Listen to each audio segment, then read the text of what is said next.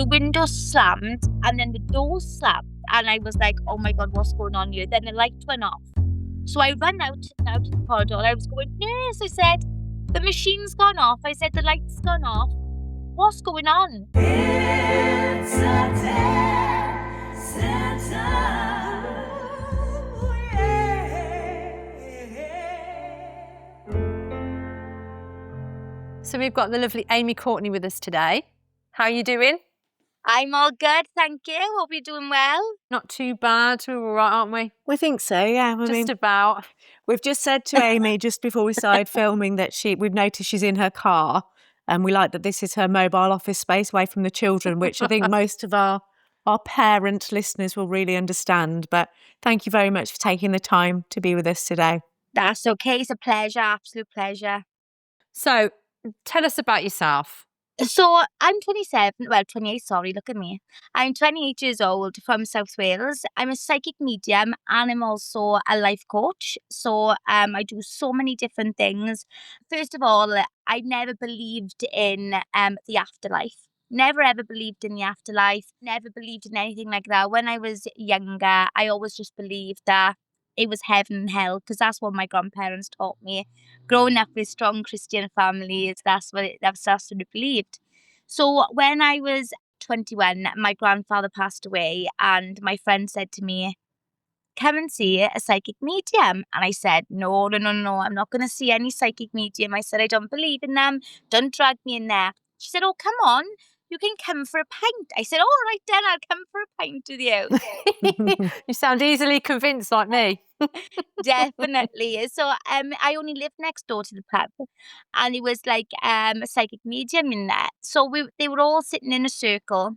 Anyway, I said to my friend, "Why are they all sitting in a circle?" And she said, "Oh, just sit down and see how things go." So I just did. And it turns out to be an open circle, girls. And I didn't know it was an open circle, which is, for anyone that doesn't know it, it's where we feel as a person that we may have got gifts that we think that we can encounter and awaken, basically. So I closed my eyes and just went for it. And they took me into this world. And I knew it wasn't in a 3D world any longer. I felt the presence of my loved one.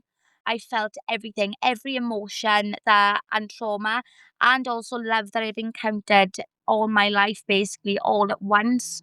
So it made me feel very confused, as you can imagine, as to why I'm feeling all these emotions.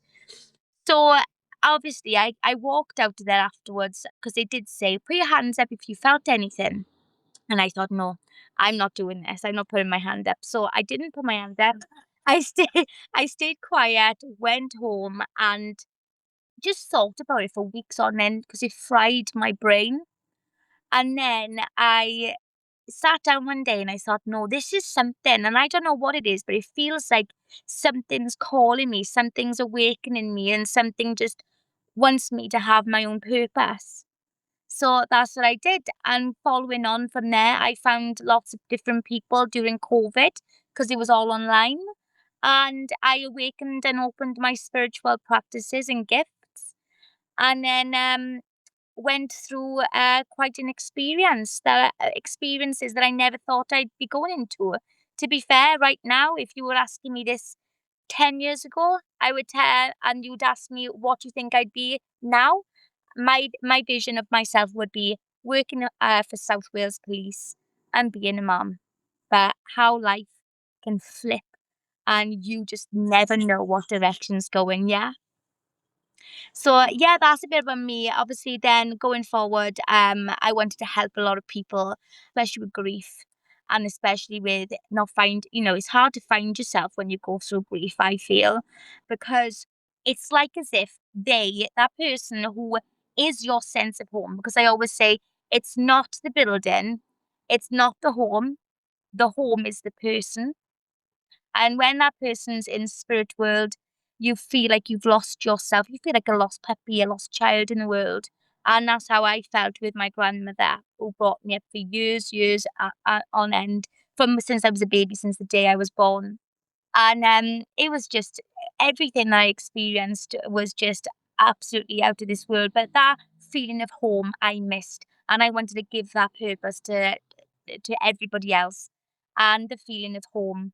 And now that's what I do. I give purpose to other people and I give a sense of home by bringing their loved ones to them and giving them that comfort, that motivation, and just to know that there's more to life than what they encounter as well if they go through grief. And to know that their loved ones are always by their side no matter what, helping them and motivate them, just like they was in the 3D world, you know? So, Amy, on a day-to-day basis, if you're, in the supermarket or I don't know, getting your kids from school or at work, do these callings, do they just appear to you? Do you sometimes have them, with complete strangers? Tell us a bit about that.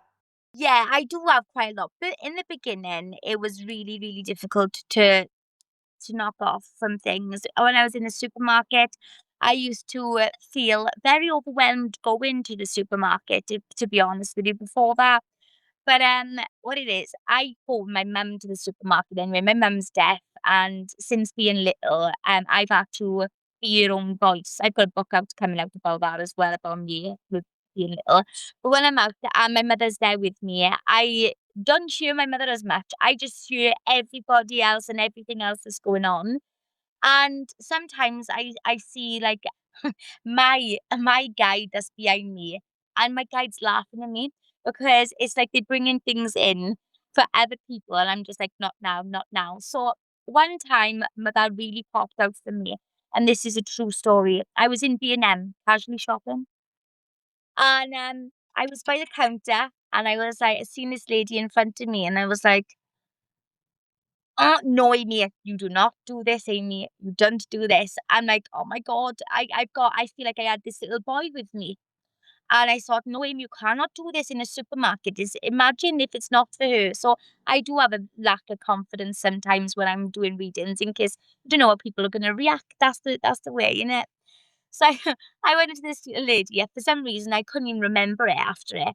I said, excuse me. And she just looked at me as if to say, what does she want? Like. I said, can you understand a little boy in spirit world, please?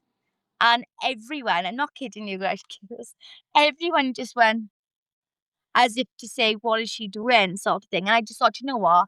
Come on, Amy. You've said it now. You've got to keep going. You can't stop and just leave that lady there. So she was like, yeah, I have, yeah. I said, right, okay. And I said, this little boy is there. He's holding your hand, and he just keeps on shouting, "Mum, mum, mum. Tell her I'm okay. Tell her I know she cries into my pillow every night." And I'm like, I can't say this. This is so private. And he was like, she'll find it okay. I know what my mum's like. She'll find it okay. So I said, can I pull you to one side? Because I don't like, doing it fully in front of people because it's private, innit? And it's a sacred moment in my eyes anyway. And I went up to her and I said about it, and she was like, oh my God. And she just started bawling. She started bawling. I said, I'm so sorry to upset you. If you want me to stop, I will stop. And she was like, no, no, no, keep going. Please keep going because this is all the comfort that I've wanted. I've been to see so many psychic mediums, she said, but you wouldn't know that, obviously. I didn't know. And she said, no one ever has said the information that you have said to me today about my little boy. You came through with his name. You came through as well with the everything that happened prior to his passing with the medical things. She said, I'm absolutely blown away. And that day, I remember walking out of that supermarket feeling like refreshed, but feeling very like I've given somebody that bit of hope, knowing that they know that their little boy is with them. Did she try and get your details and want to see you again? Because I imagine. Oh, yeah, yeah, yeah. When we got out to the car park, actually, when I got out to the car park, I jumped in my car and I just went like that, as in like trying to get my breath back. And she just came to my window, she knocked on my door and she said, I hope you don't mind, she said, but can I have your number and can I also your email, your contact details? I said, yeah. She said, I'm gonna tell my friends about you and my family about you. I said, oh, that's okay, that's not a problem. So I'm not kidding you, right? I had not even lying about 52, I remember 52 messages within 2 days all from this lady's friends, family members, and they passed it all down. So I done loads and loads of readings that week, and it was just out of this world, honestly. But yeah, as going back to your question, it is quite overwhelming. The cemetery is my favorite place because, believe it or not, people think it's probably overwhelming in the cemetery.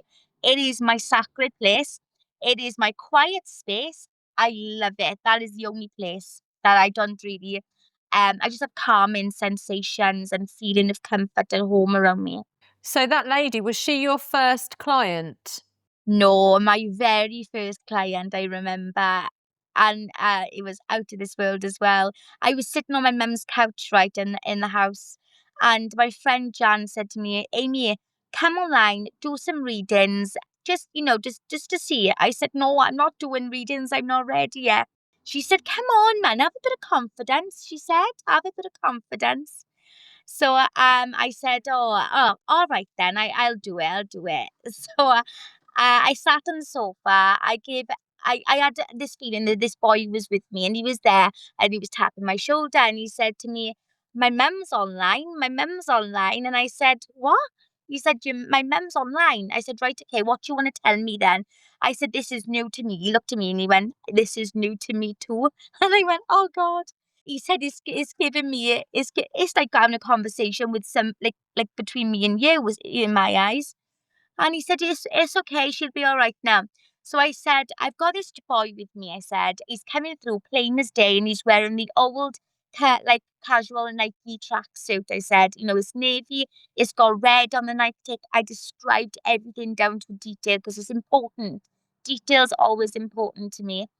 And his mum was on there. I said, "Listen, he's showing me," this may be a bit in depth, and I'm so sorry. I said, "He's showing me in detail exactly how he passed the spirit world." And I said, "He shows me and he tells me, 'Mum, please don't worry or please don't feel guilty.'" And she was there and she said, "Amy, can I just come on video?" I said, "Of course, jump on video." She was absolutely bawling. She went white at this point. I said, "If you want me to stop any time, you tell me." And I said, "To be honest with you, if he wanted me to stop," I said, "he would probably just still nag and nag." And he said to me, "I sat down on the pavement," he said, "and he had his rugby togs, but it looked as if it was like a lace and he was holding it." And he said, "My mum was just 2 minutes late," he said, "but I was just popping out onto the road just to look left and right to see which direction she was coming." I said, "Right, okay." But he said to me, "The man came out of the lorry, but his handbrake wasn't on. So the lorry was reversing down and there was another car there. So we got in between the two cars, and as you can imagine, it was all in deep detail of how we passed away. You get my drift." And she said to me, like, "You have literally restored my faith." She said, "For such a long time, I was waiting for my son to come through. Been to so many psychic mediums, you heard the same things over and over again. And you have just said that to me. That is literally restored everything, Amy." She said, "It's not even just about that. It's the presentation of you." She said, "The way you are." And I have that with a lot of my clients. It's not just the way, it's the way I deliver messages. That's what they love the most. The evidence is the extras. I heard you say earlier, and I don't know whether I've got this wrong, that you've lost your own mom. Have I got that right? When I was born, I wasn't meant to be born to the parents. I know this sounds really silly, but honestly, it'll make sense now. I wasn't meant to be born to the parents that I have now. My mum is deaf and she's got additional needs. And my dad, he's got additional needs as well, like learning difficulties and things like that. So my nan, who was like my mum, when my mum found out she was pregnant, everyone was just like, "Oh my God, like what are you gonna do? Sharon can't have a baby. She can't she can't look after herself. She needed massive support." And obviously my dad could not look after me because he didn't have the capacity, so both of them couldn't. And my nan then brought me up at the age of 60, and my grandfather did. At the age of 5, I started talking for my mum, and everyone's like, "How do you understand your mum?" Well, obviously you're gonna understand that person that's been there with you Even, you know what I mean? Even if they are deaf, you're hearing it every day, so you're gonna start doing it, listening and start understanding what their needs are and what they're saying. So my grandparents brought me up, and I never had anything wrong with me at all, not like my mother and father did. But I had a spinal condition when I was 12. I had scoliosis operation, and then had a massive accident at the age of 20 and fell down 13 concrete steps while pregnant with my son. And after that, my life just went downhill completely for 7 years. I was actually in a wheelchair for 4 years of my life. And the doctor said to me, listen, if you have an operation on your spine, then it'll be an 80% chance that you'll never walk again. Or you carry on continuing the way you're going, which I'm not kidding you. I was bent over, like hunched over. It was so, so bad. You could see the pain in my face. I'll have to show you photos of what I looked like. And the only thing I had in me after my grandparents died, right, was spirit. They're the only person that helped me, the only people that were there for me. And with the, how can I put it, with the experience I had when my nan passed as well, everything was just up in the air, but it's made me who I am today. You know, all that trauma and the effects of it's just made me who I am today. So the grief that you suffered with the loss of your nan and your granddad, that's really what led you to discovering your gift. That's it. Well, I always have spiritual awakenings. I get like almost time my spiritual awakenings as if, like women's on their monthly. That's the way I see my spiritual awakenings every 3 months. So when I looked after my nan when she was diagnosed, sorry, with the soft tissue cancer. My grandfather was diagnosed with dementia. So I had to look after both of them. Obviously, I'm the only child, and the family lived a while away and they wasn't really involved. So it was just me with my disability as well, helping both of them. My grandfather died the 15th of December. Turns out he actually had sepsis, not dementia, but the doctors bypassed it. And then my grandmother helped her throughout the 4 months because she passed away. But during that time, it was crazy what happened to me. I was sitting next to her when it was her final days, her final 2 or 3 days here on earth. And we were in a cancer hospice. And I sat down and my nan said to me, this was when she was like in a deep, deep sleep prior to her passing. She said, I can't wait to watch Britain's Got Talent on Saturday, she said. And I tell this sort of story to everybody. And I think, do they believe me? But I promise you this happened. And she said, oh, and the King's Speech. The King's Speech is on Saturday, Amy, she said. Oh, I said, oh, we'll watch that together, Nan. So Thursday night came and the nurses came in because we were in their hospice. And the nurses said to me, it's not going to be long now, she said. She's gonna go. I don't know how I carried the strength I did, to be honest with you. So I thought, you know what, I had this urge. I just had this sudden feeling, this urge in my stomach. It was just me and her. She couldn't speak. I knew she could hear. I held her hand and I said, come on, Nan. I said, Spirit, I was going, Spirit, angel guides, God. Nana, show me where you are. Just show me, because I know your consciousness is awake. Show me where you are. So all of a sudden, I heard this big, like, like when a firework goes off and it goes like that before it explodes. I heard that noise. And she was sitting on a bench in the middle realm. So obviously we're in the 3D, she's in the middle realm, and then obviously you've got spirit world. She was sitting there on a bench with two black angels next to her. Bear in mind, I was closing my eyes now in a meditative space.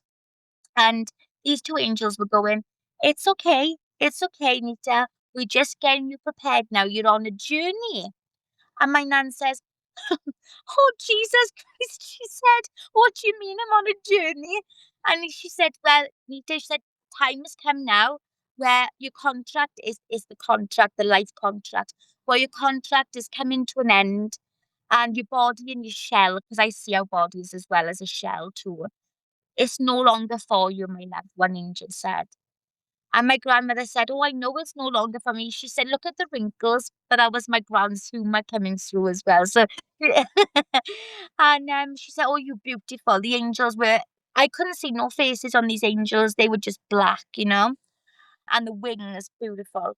And she said, "I'm gonna get you prepared now," this angel said. "We're gonna get you prepared, but we're here," they said, "to get you used to the energy that you're gonna be using to pull yourself to spirit world. And we're gonna have somebody you're gonna know that's gonna come and meet you here." So all of a sudden, then that was it. My gran was like, "I'm coming back. I'm strong. I gotta come back. I gotta fight." And they said, "Listen, you've done fighting all your life." This angel said, "You've proved you've done everything that you possibly can. You've done love lessons. You've done career lessons. Everything you've done, and you've done lovely. Dad." This is what my heart was pounding when I was listening to this. So yeah, I opened my eyes back up, and all of a sudden, my nan's heart rate just started beating like really, really fast. And I was like, "What's going on here?" So all of a sudden, the window in a bus in, because she was in her own little room, little cubicle, the window slammed, and then the door slammed, and I was like, "Oh my God, what's going on here?" Then the light went off. So I ran out to the corridor. I was going, "Nurse," I said, "the machine's gone off." I said, "The light's gone off. What's going on?" I said, "Have you had a power cut, have you?" She said, "No, Amy, we haven't had no power cuts." I was going, "What's going on here?" So she said, "Oh, it does happen sometimes, So I just thought, oh, bypassed it. So the following day, did the same thing again. And there was two white angels there on the bench this time. And they were holding my grand's hand and they said, "Come on, it's time to go now. You have to go." This was Saturday, and I remember it, the 28th of April. And all of a sudden, I see my grandfather coming from the side. Bear in mind, my grandfather had passed 4 months before this. And I started crying while I was meditating. My grandfather was going, "Come on now, my love." He was going, "I bloody missed you." He said, "You come with me now." And my grand said, "I can't run, but I bloody missed you," and all. She was going, "Oh, it's so nice to bloody see you." She's going, how I missed you, and I'm awful sorry about how our lives have ended," she said, and she was full of apologies. And he said, "Hey, I don't want to hear it." He said, "I love you so much, and I'll give you the strength to pull you forward now. It's your time now." So she held his hand but wouldn't let go. These angels were on there, kind of like giving her healing all through her body to kind of get her spirit out. So this was around 6 o'clock in the evening on Saturday, this was. So then I woke up, and then my grandpa said to me prior to me waking up, he goes, "Hey, you're a good girl." And he winked at me before I woke up from the meditation. I cried, I did, I'm not going to lie. So then 10 o'clock comes after Britain's Got Talent, and the subtitles comes on. And then I was like, "What's going on? What's going on?" I said, "This is really strange." And then I called the nurse, and the nurse said, "Hold her hand, put your arm around her." I said, "Why? What's going on?" She said, "Look at her. She's gone. She's gone." And that was 3 hours after I encountered that meditation. And since then, look, I'm getting choked up thinking about like it's not the fact that it was sad. It was the most, I know this sounds ridiculous, but it was the most euphoric feeling that I've ever had in my life. And when I speak about it, it's going back to those euphoric feelings again of the pure love and the pure guidance and the pure feeling of home. That experience lifted me up and just made me know that spirit was with me. My grandparents were with me, and they wanted to see me reach, go from strength to strength. They wanted to work with me to make me who I am today. Oh, that's beautiful. It Mhm. sounds almost like she was sort of in a waiting room Well, yeah. between realms or whatever. It- She was waiting to go it's in one it reminds from me of the other. that book. Beautiful, That's the yes. book. Yes, we read a book about it, didn't we? We've both read this book, and we're so bad that we forget the title of everything. But the book it's Something about the almost best seat in the Best seat universe. in the universe. So there's a book about, and then it's an author writing about the in-between of being alive and passing over to death. And what you've just described is very similar. And he was holding his granddad's hand during this book, during this period of time when he went to pass. And it's a similar novel story. I think it's a novel, but I think it's written as a reflection on probably his own experience. But yeah, The Best Seat in the Universe. If you can get a copy of that, I think you'll really enjoy reading it. So am I right in thinking the name of your company is Awakening and Connections? Yes, Awakenings and Connections. Originally, when I first started, it was called Messages from Our Angels. But through each and every awakening I've had, it's always been myself, obviously, and my life. I always, I see people having this spiritual life and their own life. But obviously, I'll always believe in having the both of them because that makes me who I am. But Messages from Our Angels was the first pack of cards I ever had. And I didn't know what cards they were because my friend ordered them for me. And then I named my company and my business Messages from Our Angels. And the cards came through the door about a week later. And I was going, what the hell? I named the business that. And now I've got a pack of cards that said that. Like, my friend didn't even know anything about it, but it just came. But yeah, after every awakening I have, I always put something else in. I always learn something new through every awakening, whether it'll be wisdom or whether it'll be something that will fit into my little Pandora's box for my own personal growth. And I'll add that then for my customers and clients. Do you want to give your business a plug here and just tell people how they can get hold of you? Absolutely. Obviously, I'm on Facebook. That's my platform. I do go on TikTok now and again. People do mostly know me from TikTok. So did a lot of lives. But I've been doing so much work on my Awakenings Connections on Facebook lately and private readings. It's Awakenings and Connections on Facebook and the same on TikTok. So also I am a little bit different with being a psychic medium as well. I believe in the old editions, but I also fetch in the girly versions of it as well. So I also do like group readings and I also do grounding. So I have like the Grounding Soul Sisters connections where we all come together and we all eat like vegan foods and we all meditate and we all pick a card. It's all those things that I love doing and that's what I've encountered and that's me, you know. And do you offer your services online as well as in person? Yeah, I do online. I do in person. I go to people's houses. I go to a venue. So I do events in venues. I'm actually going to a venue tonight. So yes, I do. And all your stuff is advertised on your Facebook, all your events coming up and everything. That'll all be there. Yeah, everything is on the page Awakenings and Connections by A.C. And everything's always A.C. I'm also a florist as well. So I actually named my company after my grandparents in spirit world, Anita's Blushing Blooms. And I've got a beautiful photo of it all animated of me, my grandfather. And it's absolutely beautiful. It is. Oh, Lovely. beautiful. We'll have a look at that. Oh, that's wonderful. Well, thank you so much for your time today and for sharing your story with us. It's been really interesting. Oh, amazing. That's absolutely fantastic. But honestly, what I'd like to share with you is a message like you never be afraid to like show who you are.